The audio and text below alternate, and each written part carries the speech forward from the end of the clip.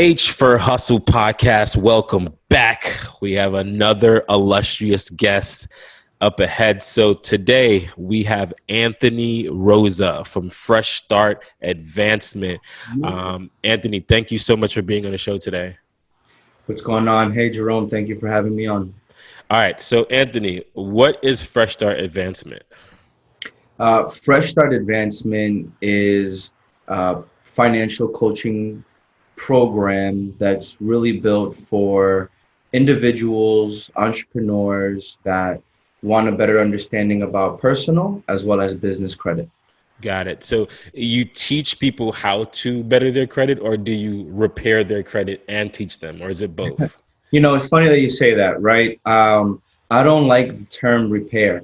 Okay. I think that when we're trying to find the financial strategies, um, there's a formula, and it's really just modifying what we're doing on a daily basis and making the adjustments to fit that formula. So, by role, I'm a financial coach. I don't like saying credit repair.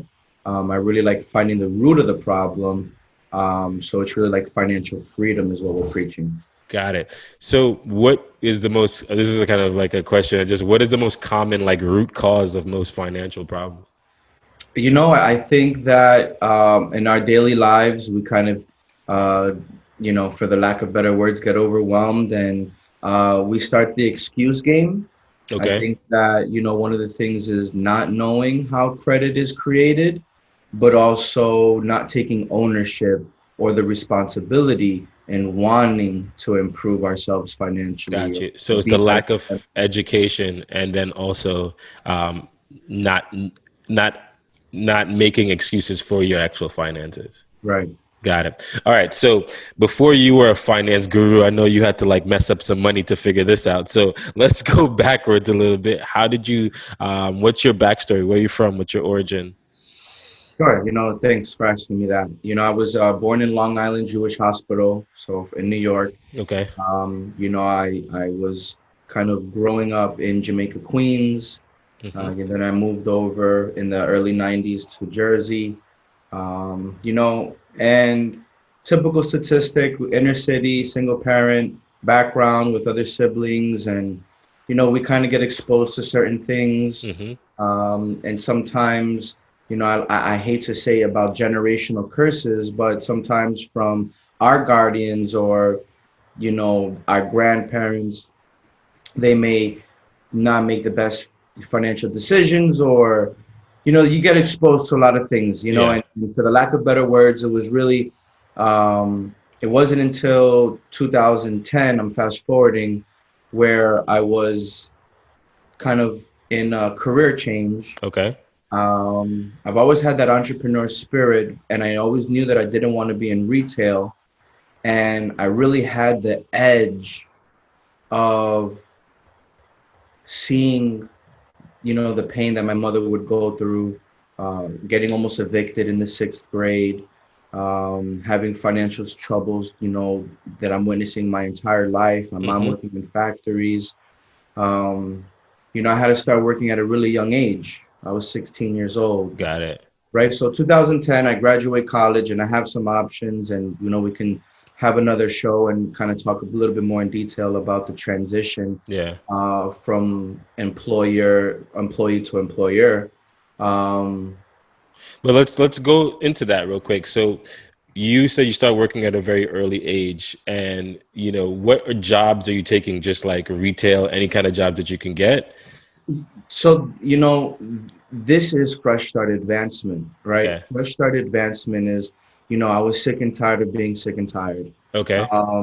My senior year, I kind of was kicked out, and I was living with my brother. Hmm. And, I played football and wrestled and throughout high school. And, I really wasn't, thinking about furthering my education. My mindset wasn't really where I wanted it to be or where it is Gotcha. now, right? Okay. Growing up in those environments. And it was just really about sports and, hanging out. And, Yeah. and so it really hit me hard, when I was 17 years old and I had to really make a decision. And the decision was, I had to leave sports. I had to go to work. Um, And so I started working at Target. That Got was my it. first job. I Got was it. working in Target. I was a Target cashier's rep, and I was a Starbucks barista. Got it. And I would manage both roles in the Target in North Bergen. And that And was just to help out the financially in the home, or just because now you were on your own, you kind of had to no, I figure was it out. on my own. Okay, got it. I was, working miles away. I was going to school full time. I would work, wouldn't get out until 10 o'clock. It would take me about an hour to get home. Then I would have to do like homework and, my day would start at like 6 o'clock in the morning to catch the bus to get to school because I was living further away. So that whole 2002 was just, Tough. wow, Yeah. 2006. Yeah, it was a good So decision. where do you then finish school and say and get into like some sort of career path, or do you continue on this? So again, it's all in the story of Fresh Start Advancement. I Yeah. built this program really on sweat equity, personal sacrifice, personal experience. So when I was going into from my senior year of high school into college, I bombed my SATs. I really didn't, I wasn't the best student. Um, and what I picked up in the lack of education, I kind of picked up in hustle and participation. Okay. I like that. And so I would bomb a test, but I would probably be the best student in class that's interacting with the teacher, Got it. trying to understand it, but I would just bomb the test. I wasn't a big test taker, and those are some things that affect me now into my adult life, and those are other challenges that I face. But so when in senior year, my football coach, he was like, Anthony, what is your plan? I said, I don't really have one. He said, there's a school nearby. There's an EOF program. We might be able to get you into the EOF program. You might be able to play football. And is that something you would want to do? I said, Coach, play football, school, it's for me. So I went off down there. It was the last day of receiving applications for EOF. They accepted my application. I went on the last day of interviewing. I was the last student to get approved into the EOF program. What is EOF, by the way? It's like a program, Alliance of New Jersey. It's a funding. I don't think Okay. they have it now. They did have it back in 2006. Got it. But it was a program that helped pay for students' education that qualified for low income. Got it. Okay. So it was like a program that would help you pay for college. Correct. Got it. And you were eligible to play football as well? And I was eligible to play football Got as you. well. So So that's how you kind of got into college. that is the only way I got into college. Got it. I did not fill out any applications. My plans was, again, work, try to hustle, figure it out. And most of my family and friends went to the military, Got it. you So know. now you're in college. Are you picking up any skills, or are you kind of still doing what you're doing in high school? So again, I carried over a lot of those, I'm gonna play sports and the college level is very different from high school Yeah. level, from training to watching video to practices. And then I'm doing 5 classes a semester. So it was challenging. Yeah. And so it was a little bit better because I was living on campus. I had everything on campus, and this was like the life that I dreamt of in a sense, right? Inner city kid going to D1 AA. I remember my first game against Monmouth. I have the equipment on, and I'm in the locker room, and I'm just like looking at my uniform and rubbing my thigh pads, and I see the Nike sign, and I'm like, "Am I really Yeah. here?" Yeah. It's like you're And, living a and I'm dream. and I'm opening up. I'm getting playing time. It's not like I'm just there on this, So it was surreal. Um, but my dreams were crushed very quickly What after happened? our freshman year in 2006. They canceled the program. Why? What happened? Funding. Oh We were a man. Jesuit school, and I don't know the real politics behind it, but I think funding got cut. They wanted to support more of the basketball and softball and soccer, and to be honest, I just think that maybe the program we couldn't recruit the elite of and we didn't have the best facility, and maybe they felt that it wasn't driving in The revenue that they the wanted. revenue and the student attraction. So I Got it. think that they wanted to go a different way. But Got here I am at a crossroads. Like, I didn't think I was going to get to college. I'm here for EOF. The program canceled. I really didn't want to go through the process of applying and transferring and being a walk-on and, Doing the you whole know. thing. So a buddy of mine, Noel Borges, he says, you know, I'm going to run for school president. Why don't you run for class president and we'll run the school for the next 3 years we're here? And I was like, I don't like politics. He's like, Anthony, there's a lot of people, girls, parties, and you're going to be in front of everybody. I said, people, girls, party. Sign I'm me up. in. So I got a board. I had to create T-shirts, and mind you, I played middle linebacker. Right, I was the mic on the field. I was the loudest on the field. You know, I would call offenses and strong right and strong right, strong left, strong left. So you know, I had that, I guess, comfort level to be in a quad and have a Yeah. mic and just be Talk. the loud one. And so, you know, I had that experience with creating boards and working on a budget. And, you know, I was still working in college. Okay. So I had to go back to work. I got my second job was at a bank. Okay. And I wasn't there too long. Okay. Why is that? So I was a teller. And this was Mm-hmm. really early in my career. We're talking like 2007, 2008. Okay. And a client deposited the money. It was over my threshold. I had to give the check and the cash to my supervisor. Yeah. Supervisor got into an engagement. I remember this was like it was yesterday. I made the deposit, but I didn't see that my supervisor gave them the money back in the envelope after I just cashed it and gave them the receipt. What? So I was short on my register because I made a deposit, but I didn't have cash. There was no money there. And I gave them the same amount of money. Oh So it was man. like a $1,500 deposit. I'm short $3,000, and I'm in my first 30 days. So it looks like you took the money away and you just made So an accident. yeah, the cops came. A big investigation Oh happened. man. This was like a Friday. Monday comes. I get called to the office. Mind you, I'm in a suit. I'm in banking attire. Yeah. I'm a sophomore in college. And, you know, I'm getting fired. Wow. And I was like, oh, here we go. Like, why am I getting fired off something that I feel like I was responsible for? Yes. But I also had a stamp of, you know, and whatever. I take the ownership now. Yeah. But the senior person should have double checked what you The were doing. position that I was in, you know. Yeah. So you get fired really quickly. And what happens after that? So, you know, like in life, I've had a lot of lows, but I feel like as quick as I go low, I bounce right back. Okay. So I go, Anthony, suck it up. I'm in a suit. I just got fired. I need a job. I'm in Journal Square in Jersey City. Yeah. There are 25 buildings around me. I just go start pitching buildings. Really, just walking in saying, "Hey, I'm Anthony Rosa." I just walk in and say, "Hey, I'm Anthony Rosa. I go to St. Peter's College. I'm studying business management. I'm looking for a job." Wow, that's a lot of hustle. A lot of people would never do that. But granted, you were already in a suit. Why waste the suit? I was already in a suit, and I took the bus from 87th Street and Kennedy Boulevard to come down to Journal Square, which is probably a 35-minute bus ride down Kennedy Boulevard. So you're like, I'm not gonna waste that time. I'm not gonna waste it and go back up jobless and with my head down. So what happens? Do you walk into how many buildings?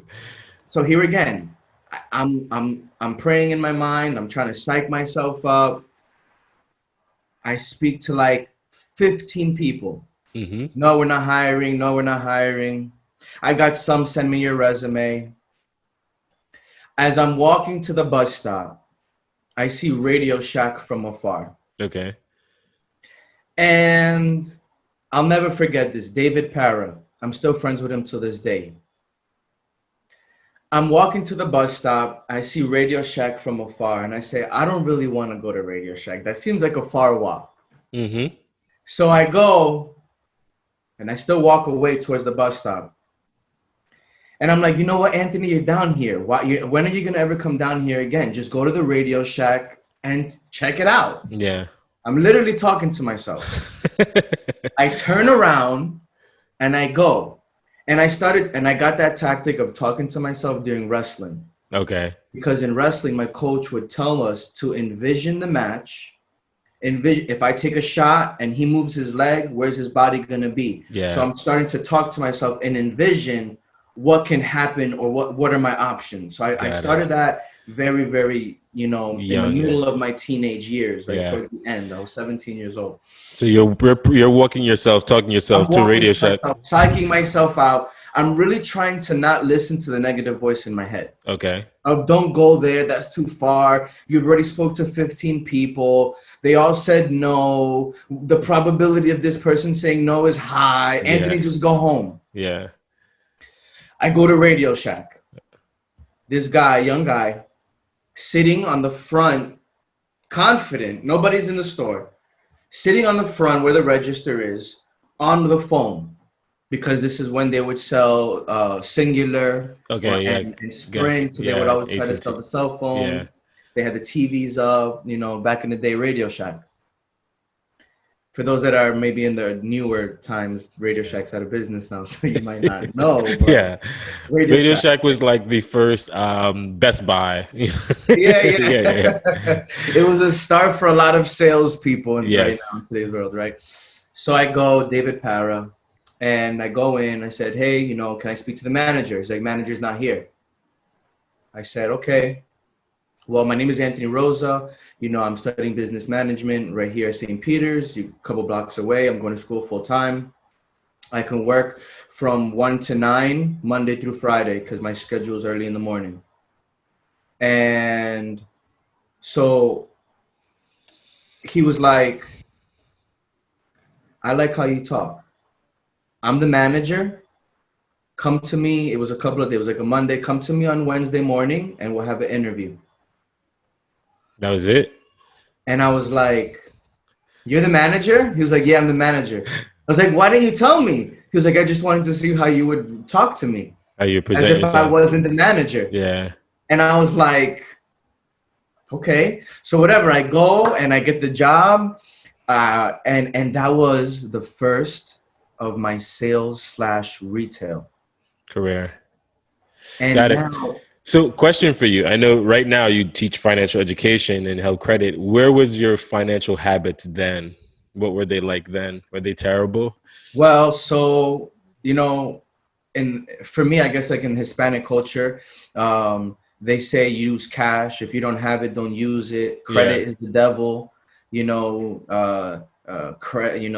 Credit is debt. Yeah. You don't want to be associated with debt. So I had all these negative connotations. Got it. So you were just making cash, spending cash. Making cash, spending cash. Well, thankfully, my mom opened the Bank of America account for me when I was a sophomore in high school. Got it. So I had a checking account. Yeah. But nothing bigger than that. No, Okay. I never had more than $100 in there. Got it. But it wasn't until Radio Shack where I would get paid commission on opening credit cards. Oh. So that's when I started talking about, hey, your daughter's going to college. Why don't you get her an iPad or a TV for her dorm or get insurance on it? It's $1,000. Why don't we get a Radio Shack credit card? And you could pay $25 a month for 24 months, 0 interest. So then I started like positioning and selling. Gotcha. And I was really good at it. In every sales position, I've been always ranked in the nation, thankfully. And I found that I had a gift of, they say, the gab, right? Yeah. Of just Talking. selling and creating a relationship. It's funny how that like skill set that you had on the football field, right? Being the loudest, being like the most boisterous, telling everyone what's coming, the gab, right? Like the talking translates now into your first like sales career path, right? So it's almost like the same thing translates. And a lot of the leadership qualities that I gained from being on the field of camaraderie and brotherhood and loyalty and putting in the time and the sacrifice and the pain that comes with all of it,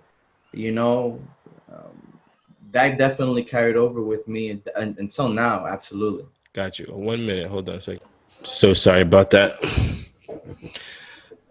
All right. So now the leadership skills that you all got, now you're selling credit cards and people are opening them up and you get ranked in the nation. What happens after, I guess Radio Shack? Where's your career take after that? So, so I'm in Radio Shack and so I got picked to go into the management training program. Okay. So I started going into the management training program and I'm being trained to be a manager. But mind you, remember, football, freshman year canceled, sophomore year, I became class president. I started working full time at Radio Shack. So I was going to school full time. I was a class president and I was working full time. And then I was a full-time partier and I was always in the gym in between. Mm-hmm. So I had a crazy structure, but it was like a work-life balance, right? Because I would work and then have a lot of fun, So it really was college experience. To sum it up, was just this meeting a lot of people. And when I was putting myself in these positions, I joined a business fraternity, Delta Sigma Pi. Okay. And so now, because I was a business major and I was in retail and I wanted to, since 2002, start a business, Yeah. All right. So here we go. The question I had asked you was, so you're after Radio Shack now. You have a pretty extensive schedule, right? You're partying. You're class president. You're working at Radio Shack. You're working out. So where does the transition after you're in the management training program at Radio Shack? Where does the transition go from there? So I go from being with Radio Shack and kind of managing all those hats.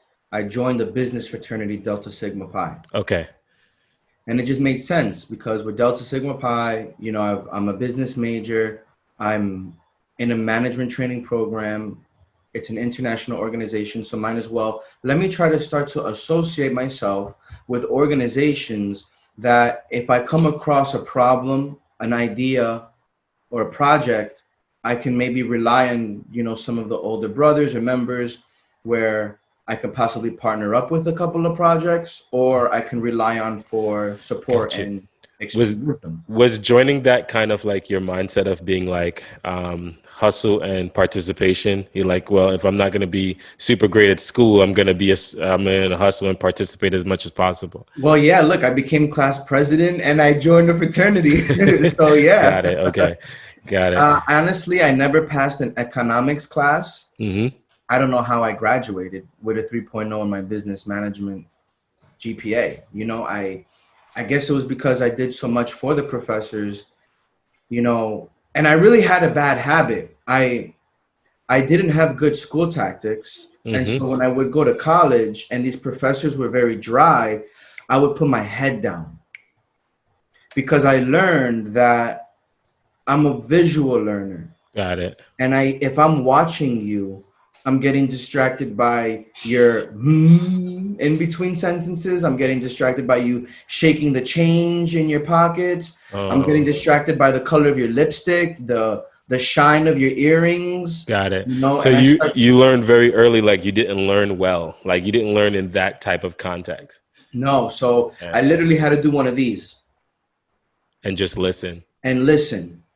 And as I'm listening, I'm repeating what they're saying as they're saying it. Kind of like if you're listening to music and it's a rap song and you're trying to really pay attention, you start to kind of say the words in your mind so you can you know what I'm talking about? Yeah, funny you say that because I learn auditorily. I learn in school through hearing. If a teacher writes it on the board and he asks me to write it, I can copy what you wrote, but it doesn't register to my head. But if you say it to me, instantaneously I can remember it and it goes through my ears. It was I just picked it up right away. So I know exactly what you're talking about. I can look at them, but as long as I'm hearing it, I can retain the information. But if you ask me to write, hey, write this, I'm I don't know what you're talking about, Yeah. So for me, it's just everything that I learned through my ears. So I knew that very early. So funny you're saying that because that's something that I deal with to this day. That's why I listen to audiobooks and podcasts and I can retain so much information if I listen to it. But if you're asking me to write it or something like that, not going to happen. It's just terrible student. And that's why as a finance coach now, I tell my members, note takers are money makers, and the repetition to success is repeating Yeah, a cycle. You know, over and over. repetition is the key to success, and note takers are money makers. And if you practicing those two qualities, you know, it's definitely going to push you a long way. So, Got it. So now you're in college. What happens to the management training program? Do you make it? What happens to Radio Shack? Because I know they go so under at some again, point. as in Delta Sigma Pi, I um, started to reach, you know, run the career fairs. Okay. So now with the career fairs, it would be inviting the businesses, helping set up the tables, walking the district managers over to their table, making sure they didn't need anything, you know, communicating with them, email, coordinating with who are the representatives going to be there, what are their names, have their name tags ready, you know, and so a lot of that experience with just like getting the venue, setting up the tables, and inviting, confirming, and then confirming the day of, you know, twice a year, 2 semesters, once per semester for 3 years. By your fourth and fifth time, you're an expert, and those people that were acquaintances are now friends. Friends. Got it. So I left Verizon, Radio Shack, to go into Verizon, Okay. and it was another management training program. Mm-hmm. So I was a junior year in college now, because I was at Verizon my junior year in college, and I was a co-op student for Verizon. Got it. So you're So working and going to school. so I took 4 credits, 4 classes instead of 5, because Verizon became my fifth class. Got it. And what is that job? Is it still selling sales? It Is was it it was Verizon Fios in a mall. so you're like standing at a kiosk and Here's selling. the one, the loudmouth in the mall with people all around me, and I'm offering a product, you Got know, it. which was cable at the time. Got it. So it's the same thing that you were doing on the football field, just translating. Same thing. And Got the it. leadership and the fun and the entertainment was exactly in the mall. Got it. I would do silly things like I would ask you to hold this rope. Jerome, hold this rope. Yeah. And you'll be on one side. And I'll go to the other side. And I'll say, wait, don't break my rope. And people will literally stop right there because they don't want to break it. Yeah. And then I'll say, no, I'm just playing. There's no, you know, there's no break there. But listen, do you have files in your area? Got it. Now they're stopped and now they're You know, listening. like, you know what? That's a good question. I thought I saw the fiber optics. Well, look, I got a special discount for you. Let me waive the installation fee and let me check your zip code. Got it. And then I'll be with somebody right here and be like, oh, look, they just got files in your area. Did you get files yet? Sit right here. Let me check your zip code. What's your zip code, by the way? And I have someone here, someone waiting, and now the crowd all around me, now everybody wants to talk files. Got it. So it didn't take you very long to be quickly a good salesperson in that job. No, and Yeah. then the cool thing about it is that in the management training program, the way that I was able to go up so fast was it was a tier structure. Okay. So it was tier 1, tier 2, tier 3, tier 4. So it was like 18, 21, 24, and $27 an hour. Okay. I'm in college. Anything over 40 hours was time and a half. I was working 60 hours a week. I was Wow. making great money, you know?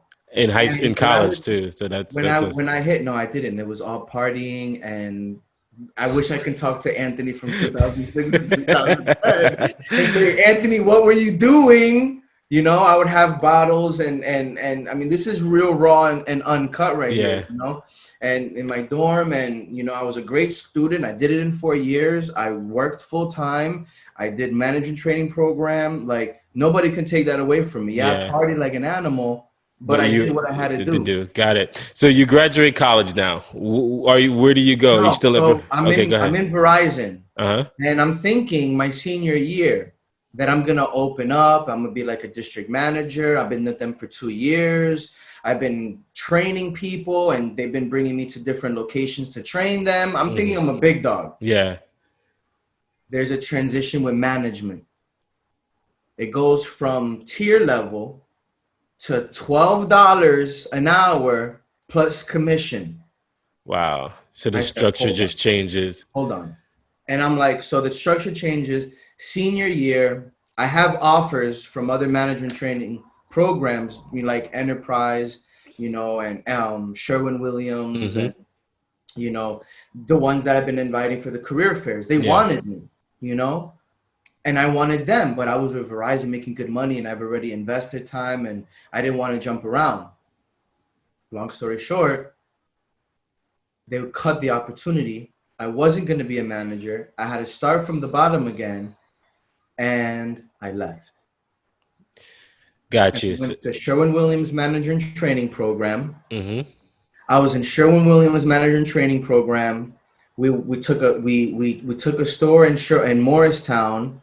It was a low-level store. We got it up to 2.5 million. We cut the costs. We grew the contractor accounts. I opened the most 30. I opened 33 accounts, which was the most in 1 month at that time. These are contractors to start purchasing from us. We were killing it. Yeah. Same field, especially in construction. These guys are loud and they curse a lot. And if you don't speak their language, Yeah. portraying that yourself, they may not give you the business. And so it happened there. So my buddy Rico, 2010, I graduate college. This is when I start to transition from product Yeah. orient based to more service, Anytime in this mind, in your mind, management training program, the fraternity, are you thinking entrepreneur at any point in this time, or not at I was all? thinking entrepreneur the entire time. Got it. Okay. So you were just saying, I can learn something from this. Let me just continue to go. Did you know what you were going to sell or what business you want to start or anything? Well, I knew I wanted to be in service. I didn't Okay. want to be in retail. I didn't Okay. want to be in the distribution chain. I didn't want any of that. I wanted to Okay. be in service. But I didn't know what product I wanted to sell. I didn't know what I wanted to sell. And I knew purposely that everything that I was doing, I was trying to, like a squeezer. I was trying to squeeze as much as I can, get the corporate structure, get the corporate training, see the upward mobility, see the income opportunity, and interview the shit out of the management. And if I can get to the CEO, I'm gonna talk to the CEO like that's my boy. Got it. Why you like it? Why are you here? What is this? What is that? And that was your strategy every time you went in there. You were like, I'm trying to Every, learn as much as every possible. time. Got you. Just because you knew eventually you're going to go out on your own. Let me try to soak up as much of this as possible. Well, yeah, because you see atmosphere, Hmm. employee retention, you know, managing and maintaining employees, like that is a science in itself, and then you're talking about mastering your craft with business, calculating the revenue cycle, the holding time, how long does it take you to collect? Like, for a business owner, it's very overwhelming. And if you don't put the time and effort to really understand each bucket, then what's going to happen is that you're going to wonder why you're not moving and you're going to get frustrated. And if you don't have the partners with the experience or been exposed to that experience in a different light, then you may not know how to react to that. And it's okay because your real reactions and sometimes like your instincts can take over. But I knew that since I was 16 years old, from the struggle that my mother went through, from getting kicked out in high school, that I wanted to retire young. I wanted to retire my mom, although we had issues growing up. That was still a passion of mine. I wanted to be the one in my family that here's $50 just cuz. Here's this just Got cuz. it. Got it. So I every knew time that you would, that's what motivated me. and every time you were there, you're like, I got to soak up each one of those buckets before I go out on my own. And that's super smart. That's super smart thinking very early on. That you're going to see what the insides and the inner workings are before you actually go on your own. Brother, it was chess, not checkers. And for so many years until 2008, I thought I was on my own. I Yeah. was a knucklehead inner city kid that made decisions on instincts. And I didn't have a lot of male mentors or just people that I could look up to that are doing something good. Hmm. From as small as two parents to a business figure. It was my football coach that was really the who pushed me to do what I did, right? Gotcha. Yeah. Um, So now you're out of college. Where are you there? Are you still at Sherman Williams? What happens so to the this trip? is this is how we meet. Yeah. So 2010, I'm with Sherwin Williams. 2011, I'm about to open up a territory. Here, every time I get somewhere, we get to a peak, something great is going to happen. I take 2 steps back in hopes of going 5 steps forward. Yeah. Because I know that if I get vetted in that next level, then I have to be committed. And if I'm committed into doing that, it could be a high income earner, but it's not what I want, then I might feel stuck.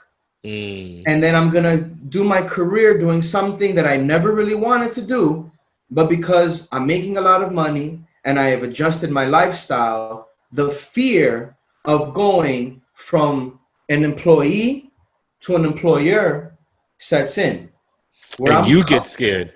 Like the person that is transitioning and wants to start that business gets too comfortable. And then because they don't have those accountability partners and because they haven't experienced it, they shell up. Got you. And that's what kind of happened to you when you got to Sherwin-Williams at the next step. Well, no, at Sherwin-Williams, I had an opportunity to open up a territory, but my buddy Rico Rodriguez says, Anthony, I just got this amazing opportunity to this manager and training program, another manager and training program. You can start your own business. You can start your own marketing. It's zero to invest. We're going to give you the tools. They're going to training. They're going to give you a team, and then you're going to make a lot of money. And you're off to the races. You leave Sherwin-Williams and you go. And I leave Sherwin-Williams on the 1-year anniversary. It was October 11th. And I go into this management training program, and I went from making $60,000 a year out of college. And in that management training program, I made $18,000.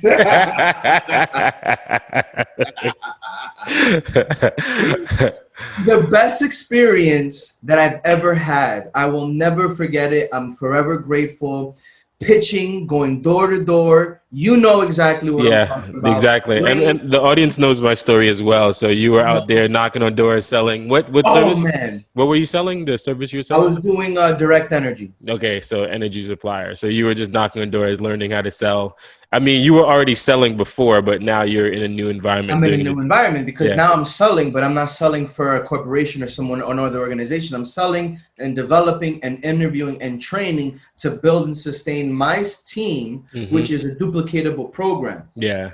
So if I have a system that I could duplicate and I can show someone else how to do that, well, that's working proactive versus reactive, right? What the business says. Yeah.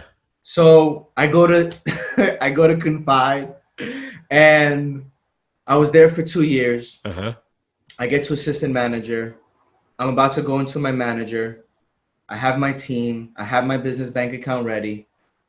My girlfriend at the time gets pregnant. Oh, man. Guess what happens again? I'm up here at the peak, and we're there at 8:30 in the morning. And at 12 o'clock at night. 12 o'clock at night. Yeah, nonstop. For like 6 days a week. She's like, Salsa Saturday? What the heck is Salsa Saturday? But, oh, man. So she gets pregnant, and then you have to make a considerable life change because that business is not conducive for time and having a family. So here I am, 2012, 2013. I reach out to Enterprise, another management training program. Got it. And the recruiter, Chris Fitzpatrick, is still there. He's like, Anthony, what took you so long? I've been waiting for you. I got the job like that. Wow. 11 months later, we were expecting another baby. Everything that I was hoping for did not happen. I go into banking, 2015. Wow.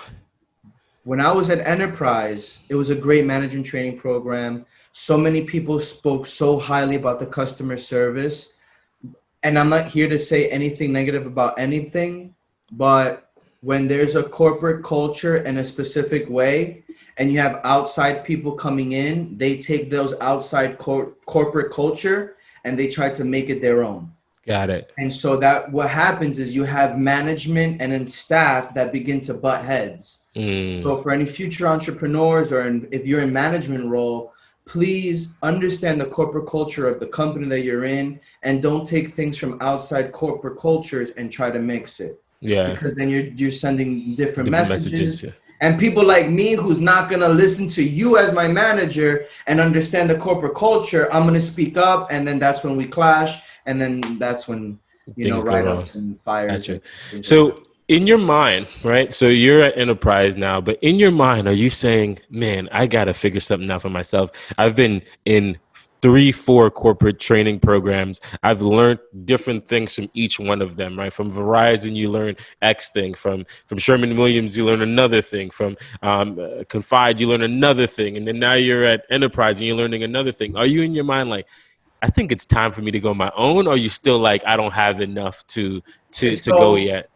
so again, I refer to chess, not checkers. And Hmm. sometimes it's not on my time, it's on God's time. And I didn't Yeah, know that until 2008 when I really transitioned. And, that's another topic. But when I was in Quickstar, which was Amway Global in yeah, 2002, right?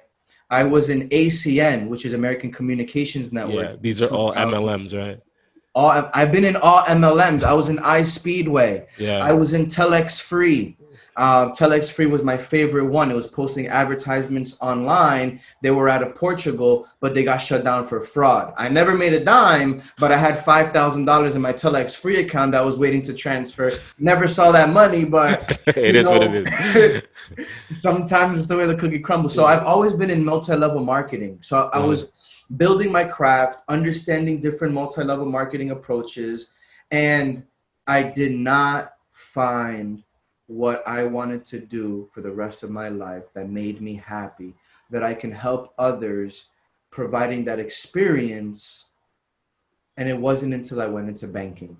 got it. And what did you go into banking? Were you a teller again? Like, what was the situation? No. So good thing that my banking experience early in my career, when I got fired, was not on my record. Got it. Okay. So they didn't bring it up. I didn't bring it up. Exactly. Smart move. So I went there as a personal banker. In 10 months, I was promoted to a business specialist Got it. because I had that business background. I Hmm. had all that background. And when I went into a banking role, I wasn't a traditional banker. And so I was in a ShopRite in Got it. Hackensack, New Jersey. Oh, so it's almost like one of those PNC type things where the inside of It was a. for Wells Fargo, yeah, Got but it. exactly, yeah. So I started with Wells Fargo. It was inside the ShopRite, and nobody wanted to be there. Nobody was making numbers in there. Nobody was happy in there. They had a lot of turnover. They had a lot of people who quit.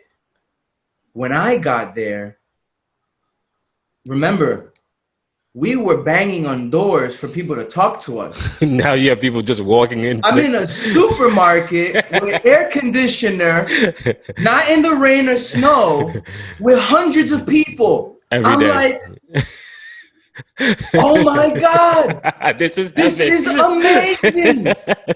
Where nobody saw the opportunity, I did this. Thought innovatively. I got a Mhm. clipboard.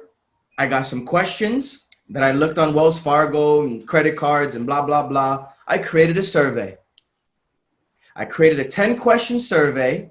I printed out 50 copies, and I would go walk up and down the aisle and say, hey, can you do me a favor? I'm just getting a survey from today's customers. Can you just fill out this survey? So when you do a budget plan, do you do a mental budget or a paper budget? When you save, do you save first? Do you save last? Do you save at all? When you purchase, do you use cash, debit, or credit? So I knew the products that I wanted to position, and I knew the questions that I wanted to ask. That's Based super on how smart. you answer those questions, I'm going to fill you into a category And then push that product or and push that product. got it. So I'll say, okay, you don't do a budget plan, you're using cash for everything, and it's hard to save. Who do you bank with? I don't bank. Do you have a direct deposit? No, I get check. Well, if I give you a free account, we set up direct deposit, we'll do a budget plan, I'll open up a savings account, we'll do a direct transfer, we'll put you first, and we'll establish credit with a $300 secured card so we can get you back on track. Because I know how important it is for you to buy the house with your family that's growing. Got you. And just that survey alone, I could see that going sky Just high. that, just those three questions. Yeah. Those are my three qualifying questions that I created then in 2015 and that I'm using now. Got it. So you do that in the supermarket, and what happens? I'm guarantee you become like top salesperson very I'm fast. top salesman. I get promoted. I'm training other banks and other in-stores. Same thing. They take me. I'm the serial kid, and they're going to go and they're going to use me. They started shipping me off to different career fairs, similar to Sherwin-Williams, because I was in inner city. I had EOF. So I was the poster child, right? They just had me up there. I was urban, Latino, like You hit all the boxes. everything they could use, you know? So I was like, here I am, you know, just I'm getting the experience, the exposure, the speaking engagements. You know, I can say I spoke at Rutgers. I can say I spoke at Montclair. I can say I spoke at NJCU. Got it. All these different local universities. I can say we did a presentation at Dickinson High School years later, you know? And so when I was a banker, it hit me because I'm dealing with everybody, you know? Yeah. Color's not a thing, right? And everybody has their own story. And the beautiful thing about what I do is, mind you, by now I've helped well over 2,000 people in 18 different states. Open up bank 3 accounts. countries.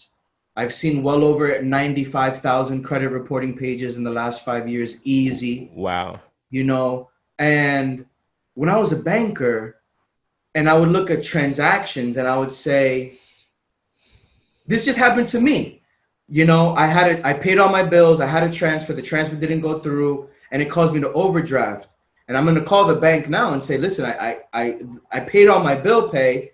You know, maybe I did the wrong calculations. I made the transfer right away, but they still hit me with an overdraft, even though I made the transfer on the same day. So I really didn't exceed. I didn't have a balance transfer to help from the bank, but the bank still charged me, which I'm sharing with you personally now. And I don't have money issues, thank God, but maybe I just miscalculated all my bill pay and the transfers. And that happens as a business owner. Yeah. You know?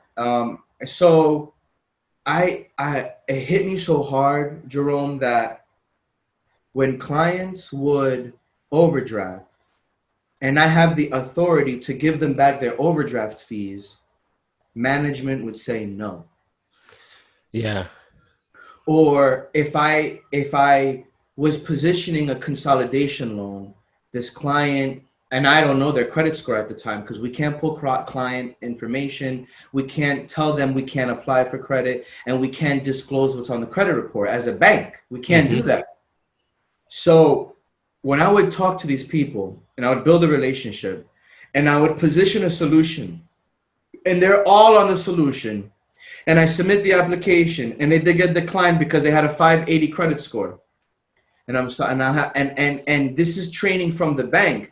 Just let them know they're going to get an adverse letter in the mail, give them the decline letter and tell them to call and be on their way. I said, what? Yeah. How this person just spilled everything, men and women. And to talk about your finances isn't an easy thing for people. So to then tell you all of that and then get denied and then you can't do anything about it. And you know what? Like, and ever since I was, you know, I hit a peak where I would be in conversation and certain things that I would say or how I would say it allow people to be comfortable and their emotions would to come out. And sometimes men and women would cry. Yeah.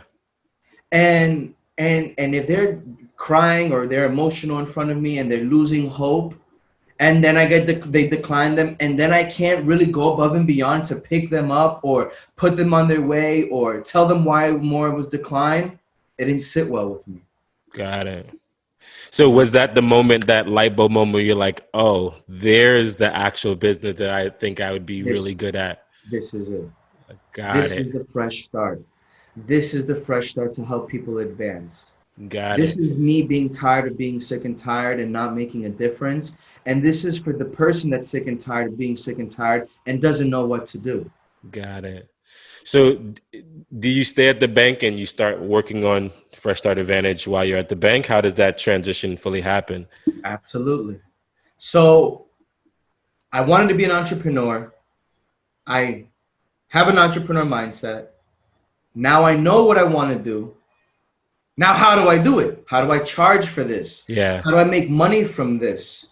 I know that I'm good at getting information, and I know that I've been trained and like fast forward now, in the beginning, I knew about Fair Credit Reporting Act and I knew about disputes and I knew about credit, but obviously years later, you go from student to coach to, and you're improving on your experience. And now, you can say close to an expert level in a sense, right? Because of Mm-hmm. experience and time into it, you could say. So I started off helping people. And this is when I started to butt heads with management, but my numbers increased. So I was Mm, butting heads with management because I was taking longer time with people, but because I was getting more referrals and I was getting more appointments, but I wasn't using their leads. I was got, building my own book. got it. Okay, so you're helping people with their credit repair, and then because of that, they're sending way more people with you. So they're getting approved from the bank. You're fixing credit, so you're doing. Are you Yeah, I'm charging opening for up this? checking accounts. I'm opening up saving accounts. I'm opening up secured cards. Are I'm you putting, are you charging for the side of helping people with their credit at all? no, Or okay, I'm you not charging at the bank. got you. So you're just doing this so you can learn. I'm just doing this so I could learn, Got and it. I would do it off the hours. I would say, Okay. look, I'm not allowed to do this. You know, I would tell them register here, here, and here, dispute this, this, and this. Do this, this, and I was just kind of like Guiding telling them. them Yeah. first. Like I can't get too in the weeds, but I'm in the weeds. But Yeah, I like, can't go too far without losing my job. Like you're playing I can't get, double dutch a little I bit. can't charge you for this additional time. But we're not talking anything about banking right now. We're just talking about your credit. Yeah. But we are talking about banking because we're talking about their home. We're talking about their accounting situation. So I would have to get their accountant on the line. And it was just like a whole formula that I had to create on getting more people involved. Got it. So you're still butting head with management. When does that like full transition happen? When you say, you know what, it's So time to go. that's a great, excellent question. So I'm pregnant with my second at the time now. Your wife is. And, and, my wife at the time this was a cherry on top, actually. We were almost near full term, and so Uh-huh. she wasn't feeling good, and she would call the branch. And mind you, I lived in Lodi, I worked in Lodi, I could literally walk to and from, The and I house. don't take days off.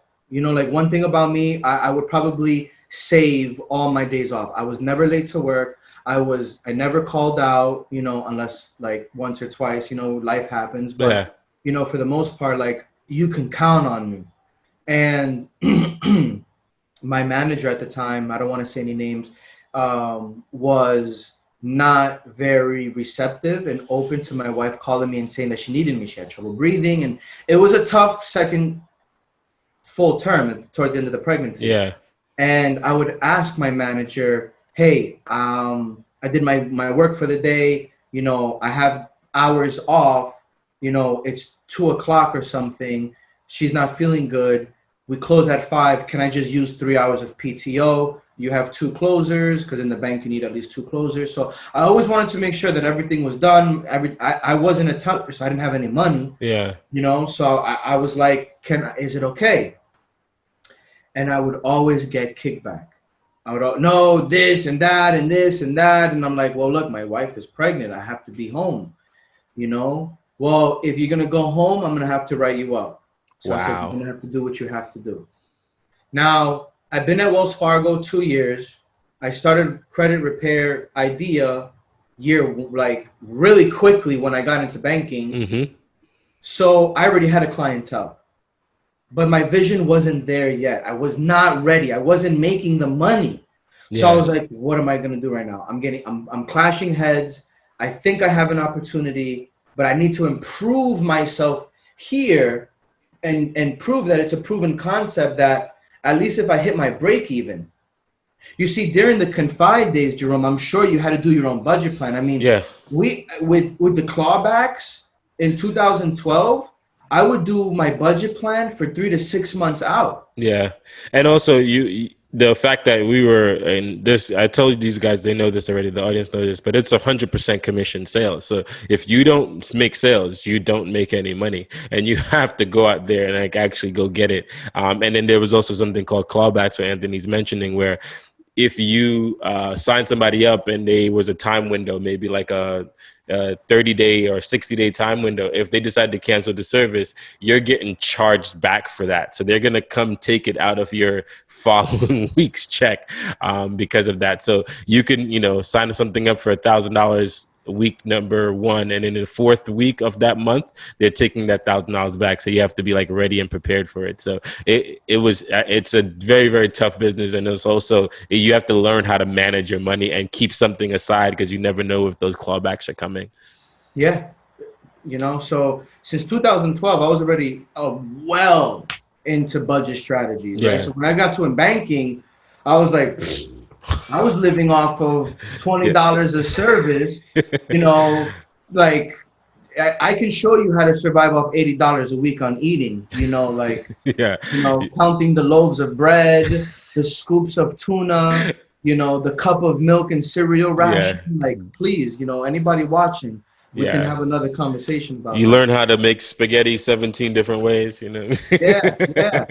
I went back to the old days of rice and spam and eggs. And, Yeah, I trust me, that business will teach you a lot. So you learn that lesson. You learn how to budget. So the bank is writing you up for, with your wife. How do you put it together to say, all right, I'm making that transition? So, it got to a point where I feel a lot of us are, where we're not happy where we are. We are unhappy with how we're treated. We know we want to do something, but again, the fear of change takes over. And I started putting myself out there and like putting my resumes out there, but PNC reached out to me through LinkedIn. Yeah, there's another bank. And PNC offered me a commercial business banker. Mind you, commercial business banker, most commercial business bankers have 5 to 7 years of banking in their experience. I'm barely completing 2 years of business banking. I'm barely completing 2 years in banking, finishing 1 year in business banking as a business specialist. And I just jumped up 5 years. Wow. Really, because of when I was in my interview, and it goes back to it again, everybody. What you lack up with skill, you can make up with will. Yeah. And so when I was on the interview, my tactic on interviewing is I would bring a digital form of my resume. I use Prezi or PowerPoint. I would print it out, and I would ask the person interviewing me, hey, it's okay that if we go side by side and view this together? So now instead of going versus, I'm side by side with her. Yeah. And now I start pitching her. I gave her the 5 steps to conversation. I built up so much personal relationship with her. Got it. We went from, she was like, Anthony, I have a half an hour. I have to go to an event, to being together for 2 hours. My longest interview ever. And obviously you get the job. I got the job right away. Got it. So then do you go into commercial banking? Where is Fresh Start Advancement? So now I'm in commercial business banking. Now I'm working more from home. I don't have to physically go to a branch. Got it. So, and now I'm dealing with businesses in the 1 to 5 million. I'm not dealing with small mom and pop types. Yeah. No, not even mom and pop, because some mom and pop are making over 100,000. Some, client, so it depends on where the business volume was, but my sweet spot was 1 to 5 million. I'm talking about that as a personal banker. I'm not dealing with personal consumer checking account issues. Got it. Okay. So my issues and my business it changed. It escalated significantly. Question: do you see the same thing that's on the personal banking side in business? Do you see the bad credit usage? Do you see the same kind of errors that people were having? No, I don't, because a lot of business owners, they don't know how to establish credit, Mm, you know? And so what happens is they get into a cycle of using debit and cash or check, ah, or they'll get like a standby letter of credit or a credit limit available with the supplier. got it. Okay, but they So don't they have a actually line have of, like a line of credit within their business. they don't have a line of credit within their business. They have a Sherwin-Williams line of credit for 5,000. They have a Yeah, Benjamin Moore credit for 10,000. They got have it. Home Depot. They have, the distribution for the brick. They have whatever it may be. They have suppliers that when they're getting their materials, They give them a net 30, net 60, net 90, whatever it whatever. may Yeah, be. yeah, But then they'll say, okay, I'll pay you with a check, or I'll pay you with cash, or I'll pay you with my debit card, or I'll pay got you it. with, or I'll pay you with my personal credit Credit. card. So then you're seeing that issue again. So are you then picking up like, oh, businesses don't know how to establish credit and regular everyday people don't know how to maintain and manage credit or establish that as well? Oh yeah, I mean, look, it was a game changer because I got Omega Credit certified, which is a whole new world in business banking. Hmm. I was able to, do cash flow, like global cash flow worksheets, pretty much creating a story to the underwriter to persuade them to approve the deal. Mm, I was working with the accountant to um, report the income that they needed to report to help them on a personal or business financial request. So it became a science. got it. So you kind of figured and you learned how to do all these things just by proximity and what you were doing. It was really just trial and error, repeat, rinse, repeat, rinse, repeat. And over the years, it just became instincts. And because I resemble as that little inner city boy that was felt misled and misguided and on my own and making wrong decisions and not financially stable, and I was just in a maze, where now I'm in a position where I put myself that I can relate and I can pinpoint very quickly, and then we can navigate and Got create it. how we're going to So get there. now you're a commercial banker. Are you doing Fresh Start Advantage now? Are you doing it at home with people on the side? Are you still Yeah, like, okay, now I'm doing it at home, gotcha. but now the thing is that I'm not doing it for my business clients at the bank. I created through personal referrals my own business Got it. Okay. with friends and family that Okay. knew that I was putting posts online, and one friend sent one friend and that friend sent that friend, and that's so it was really word of mouth. Got it. And then you're at PNC doing that work over here. Do you jump at some point? Does First Advantage make enough money where you can make the transition, or how do you make that and leave PNC? Yes, it did. Okay. It took me a year at PNC. Now, it was tough, but I was used to, because of our depth of managing so much. Yeah. So I was at the bank. I had two kids at the time, so I would come home. I would do whatever I have to do at home, put them down, and then I'm doing my credit repair clients at 8:15, 9:15, and 10:15. Wow. Those were my only available hours. So you only had 3 hours to work with a minimum of 2 to 3 clients between that time span, and that's all you were doing. And you just hustled until 11, 12 o'clock at night, and then start again, rinse and Sometimes repeat. more, because I had some clients that were referred from California, Oh, and their and times is I got different. Yeah. a 10 o'clock for me is a 7 o'clock for them. Yeah. So you're working on that as well. Nice. So it took you a year to make that transition fully happen within your own business. And how do you leave PNC at that point? So I'm at a crossroads now. Um, I'm going into year two at the bank, and I'm starting to get butt heads again. And because there's different tiers in banking. You have your deposits, you have your merchant Yeah. volume, you have your lending, you have your treasury. There's different politics when it comes into it. It's not like, hey, work your book, keep your book, sustain your book, grow your team, work on your team. Like, I'm working in my business and on my business. If I'm bringing over $1 million deposit and I'm new to my territory, I felt, and maybe I'm making excuses or not, but I felt that people don't care how much you know until they know how much you care. So I'm not going to go to a multi-million-dollar business, although they need a business loan. I'm going to make sure that they're not coming to me, because if they decline the business loan, they're going to take the account and leave, and then I'm going to get in more trouble. Yeah, got you. So you're trying to establish the beginnings, the proper ways of doing it before they go anywhere else. Right, because I'm not, I can spend that time. No, I mean, it's super smart. The smart part is that you're trying to give them the foundation so that when they do get the bank loan, that they know how they're doing it. But that's not the bank's business. The business model is to get broken people and have Yeah, them yeah, string yeah, along the entire process. Because the exactly. less you know, the more they can charge you for stuff along the way.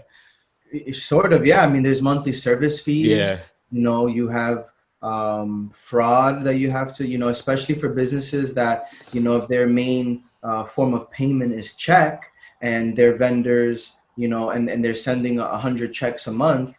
Well, that's a lot of exposure for fraud. So, yeah, yeah, a Yeah. lot of that. And so, So So thank you so much for sharing like your story and how you kind of got here. One thing I love about your story is that you had the entrepreneur mindset from early, but you didn't know what you wanted to do. So you decided to work and let it present itself to you. It's almost like you got this ability to credit fix and teach people financial education, not because that's where you came from. It was just because you went through the process of working in different places and picking up different nuggets along the way. And it almost like it found you and you found it. And that's where you turned into your business. Like you saw an opportunity, you saw where something was wrong, and you're like, that's what I can fix. That's my business right there. I know I don't like retail. I know I like service. I know I can do well with people. And your story is really good because you used the job hopping, what people would seem as job hopping, you used it to the thing that gave you where you are now, and I think that's phenomenal. That's a phenomenal story of using that, because a lot of people sometimes like, I'm just going to quit and start something, and you're like, nah, it's going to find itself. I'm playing chess, not checkers. I'll get there at some point. And then you found your position, you found what you can fix and what you can fix really well, and you've been off to the races ever since. the races. So, question for you now. This is a question I used to like to ask everybody. There's somebody out there right now. They just came off a furlough. They're going back to a job they hate. They have a little something cooking on the side, but they don't really know. They're kind of afraid to make that transition, make that jump. What advice would you give that person? That's an excellent question. I want you to look yourself in the mirror, and I want you to tell yourself, you got this. Hmm. I want you to look in your text message history, and I want you to scroll through the last 20 people that you've texted. Are any of those people helping you accomplish that goal right now? Who are you talking to? I would like for you to do your budget plan. If you don't know your numbers, it's kind of like jumping out of an airplane without a parachute. Yeah. Good luck. I think that you need to write down your why and your value beliefs, and look yourself in the mirror and really ask yourself, is this what you want?